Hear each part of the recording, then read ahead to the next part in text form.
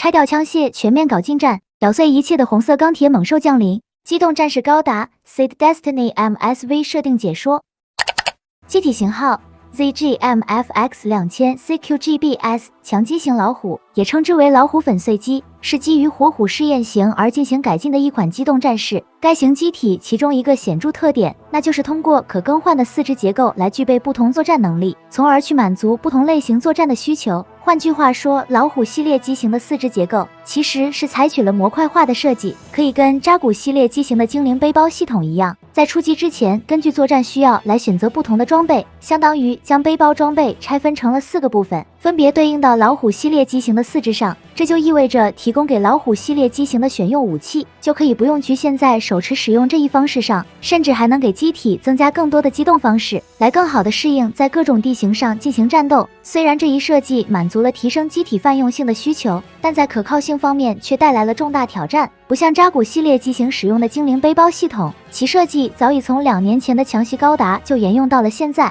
并且在经过各型机动战士投入到实战进行应用了以后，背包装备在各方面的表现均已经达到了十分成熟的状态。所以扎夫特在选择新千年计划的候选机型时，出于谨慎尽可能降低风险这样一个考虑，最终决定将扎古系列机型来作为下一代的量产机。值得一提的是，在参与竞标的过程中开发了一架原型机，而这架原型机便是这一款强机型老虎。可以看到跟后来的量产机型火虎相比，存在有比较大的差别。其中在左手臂上安装了一个巨大的钳子，这个巨大的钳子名为冲击钳，当这个冲击钳要使用的时候，左手臂就会向后摆动，由此将冲击钳朝前来对敌进行攻击。该冲击钳设置有爆炸筒这个部分，这个部分会通过产生的爆炸能量来提升攻击钳的咬合力。据称冲击钳的咬合力最高可达300万 G， 可以很轻易的将机动战士的主体结构咬碎。不过由于爆炸筒在点火的同时会进行排夹，常用的材质连续使用会直接报废，因而单次战斗只能发起一次有效攻击。如果改用 PS 装甲材质的话，利用其产生的相位转移效应来对冲爆炸的冲击，这样就能采用自动点火的方式连续进行20到30次，从而加强破坏力，瞬间将对方机体撕咬成碎片。第二个跟火虎明显不同的地方是，在强机型老虎的手臂上没有装备德罗普尼尔4管光束机炮，所以强机型老虎不具备在距离之外对敌攻击的能力，但手臂内装备有跟火虎一样的杀戮者热能鞭，并且额外给热能鞭增加了破碎者球形锤，这个球形锤可以跟热能鞭组合成流星锤，这样就能像强夺高达装备的流星锤那样对敌挥舞攻击。有所不同的是，其内部安装了推进器，以此进一步增加打击的破坏力。当战斗结束的时候，这个球形锤就会卸下放到后背上，让热能鞭回收到手臂以内，以避免在航行的途中造成障碍。值得注意的是，强机型老虎只在右手臂装备了热能鞭，因而没安装热能鞭的左手臂比右手臂纤细，有可能是受冲击钳的影响，容易导致损坏，没有选择在左手臂上也安装热能鞭。不过从火虎战斗中使用热能鞭的情况来看，基本没有出现用上左手臂热能鞭的时候，因此强机型老虎只在右手臂上安装热能鞭的问题不大。不过强机型老虎仅有冲击钳和热能鞭这2种武器，还是会显得强机型老虎的整体作战能力过于单薄，能否满足扎夫特的各种作战需求将会是个重大挑战。也许正是受这一因素的限制，使得强机型老虎在扎夫特军中只有一架原型机，没有像火虎那样进入量产阶段。而目前据原型机仅有的2次作战记录来看，由测试驾驶员亨利·欧仁妮驾驶的强机型老虎都取得了不错的战绩。该名测试驾驶员被授予了 Face 身份，由此可推测其驾驶水平应该是十分的高超。只不过他这2次战斗记录中只有1场是实战，其中最早的记录是在扎夫特的 13B02 号训练用空间站内，而这场是以金恩跟喜谷为对手的近距离模拟战。基本上这2型机动战士此时已经是老旧机型，其性能已经远远落后于强机型老虎，金恩和喜谷配合作战也未必就能占据优势。所以这场模拟战结果显示，亨利·欧仁妮驾驶的强机型老虎获得了良好的评价。而在这场模拟战结束后，扎夫特就对这架强机型老虎原型机进行了封存，以准快速反应的整备状态保管在扎夫特第5格纳库中。这看起来扎夫特像是有准备投入实战的打算，结果没多久之后，在天堂岛战役的时候，这架强机型老虎原型机得以临时启用，投入到了实战当中，而驾驶员则仍由亨利·欧仁妮来担任。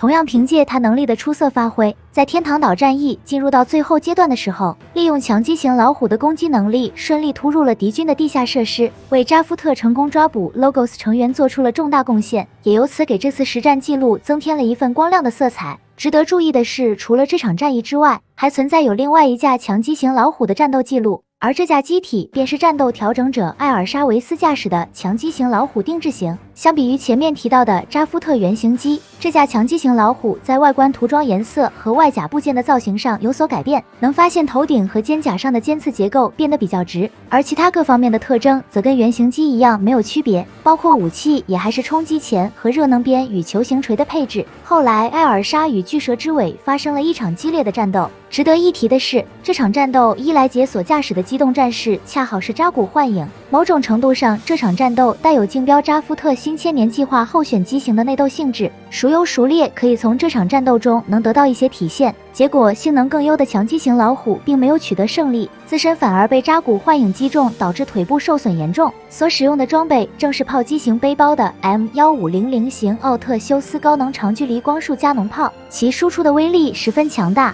只要稍微偏正中位置一点，就有可能直接击毁而轰成了碎片。无奈之下，艾尔莎在战斗结束后，在修复的同时进行了改装，以此进一步提升战斗力，来争取下一场战斗的胜利。于是改造之后的机体就称为强击型老虎改，所负责改装的机构为氏族组织，该组织属于情报机构，掌握了大量来自各个阵营的机动战士技术资料。而对于强击型老虎的改装方案是否来自扎夫特，到目前为止仍不得而知。可以显而易见的看到，改装之后脚部这个部分发生了比较大的变化，其底部增加了滑轮结构，这样强击型老虎改在平地机动的速度就得到了提升，并且在右脚也加装了冲击钳。该冲击钳与左手臂的冲击钳在造型上有所不同，但攻击模式则没什么区别，也是通过爆炸筒产生的爆炸能量来提升破坏力。而在左脚的膝盖位置则增加了一把长枪，但这把长枪并不是手持使用，而是在攻击前抓住目标后，直接在近距离的范围内以爆炸筒产生的能量向对方发射。该长枪在射出后的速度很快，很轻易就能贯穿对方机体的装甲，据称威力大到即使是 PS 装甲也能造成一点损伤。到这里可以看出，经过改装后的强击型老虎改作战方式与后来大量生产的火虎已经到了天差地别的地步，这看起来可以说强击型老虎改是相当的怪异。不过老虎系列机型一开始设想的通过更换四肢提升泛用性，一定程度上有在这架强击型老虎改上得到了体现。当然即便是在技术上已经不存在障碍，这个以更换手脚来提升泛用性还是不具备普遍使用的条件，所以此时对于扎夫特而言，着重提升战斗能力和机动性能的火虎是提升眼下全军战力的最佳答案。因而在与地球联合军最后阶段的几场战役，火虎都给予了对方巨大压力，成功扭转了战争再次爆发时面对新型 MA 的不利局面。